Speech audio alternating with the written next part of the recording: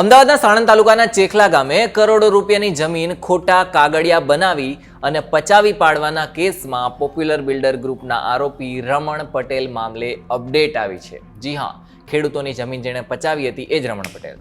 સાણંદ કોર્ટે તેમને 2 દિવસના રિમાન્ડ પર જે સોંપવાની છે એ આદેશ આપ્યા છે. વિસ્તારથી વાત કરીએ આ મામલે.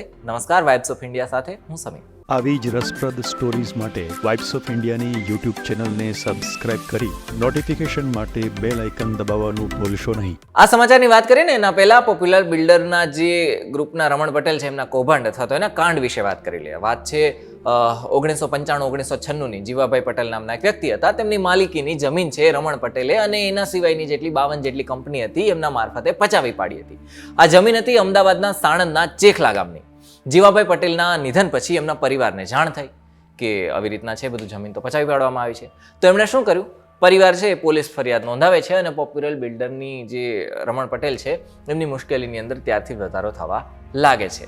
સાણંદ પોલીસ મથકમાં કેસ નોંધાયો છે અને રમણ પટેલની ધરપકડ પણ કરવામાં આવી છે.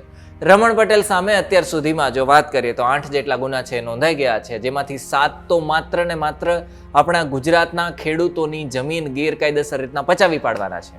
કોર્ટરૂમમાં સરકાર તરફના જે વકીલ છે એમણે ધ્યાન દોર્યું હતું કે રમણ પટેલ છે એ જમીન પચાવી પાડવાની ગુનાહિત પ્રવૃત્તિમાં માહિર છે, 30 મારખા છે. 8મા કેસની વાત કરીએ તો એમના પુત્રવધુ છે એમને આ રમણ પટેલની સામે કેસ નોંધાવ્યો છે.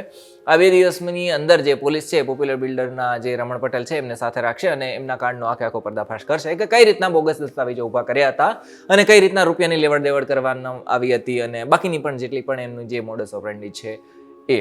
તો હવે ખેડૂતોના જે જમીન પચાવી પાડનાર વ્યક્તિ છે પોપ્યુલર બિલ્ડર ગ્રુપના રમણ પટેલ, એ મામલે વધારે એક સમાચાર આ હતા.